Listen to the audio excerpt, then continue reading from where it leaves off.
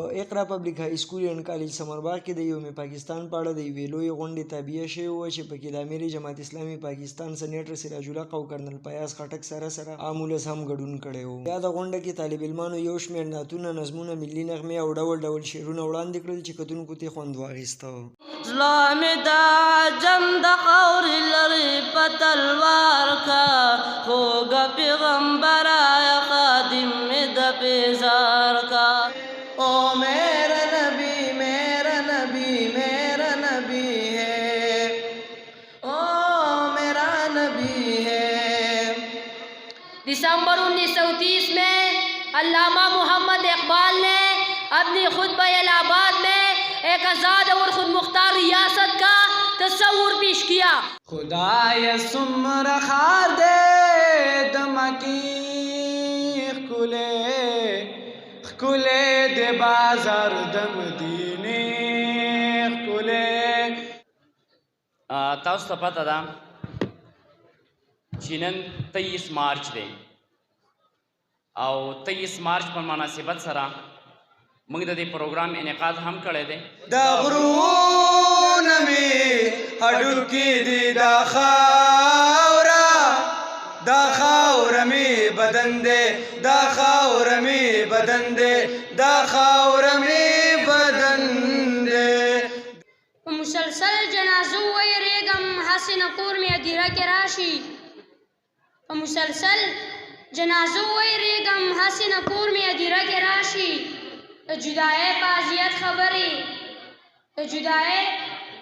خبرې لکه چې ګوتې دروازه کې راشي. او یاران مې ما ته مخامخ ودرېږي، منافقین چې سپاره کې راشي. او مینه روا د ملا جانه د جمعې په منبر که لږ په دې باندې بیان وشي نو حد به وشي. د طالب علمانو ترمنځ تقریري مقابلو او د هیواد سره د مینې څرګندولو ګڼ شمېر کرتبونو د غونډې ښایست نور هم یو په دوه کړو.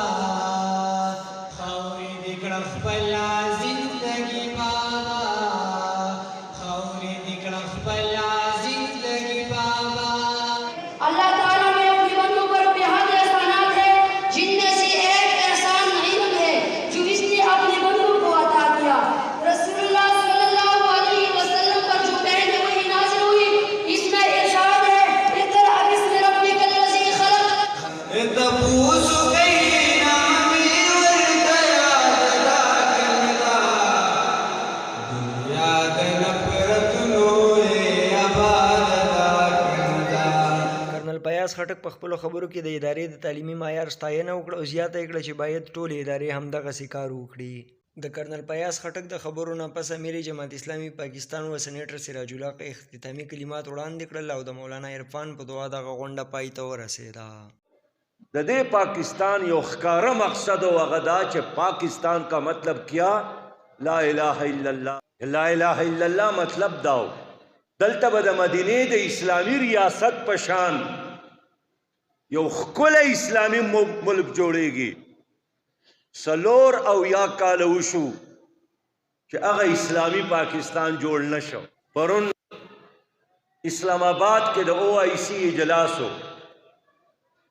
اسلام آباد په پارلیمنٹ کې دننه یو ډېر ښکلی ورکوټی جومات دی چې پکې اذان کیږي او په ټول پارلیمنٹ کې اورېدلی کیږي. ما ته بیګا ماسخوتن د جومات امام ټلیفون وکړو چې د ماسپښین په اذان پابندي ولګېدله. د کیمرمین ابراهیم رویل سره جاني ساره خونخیل، یون TV پښتونخوا.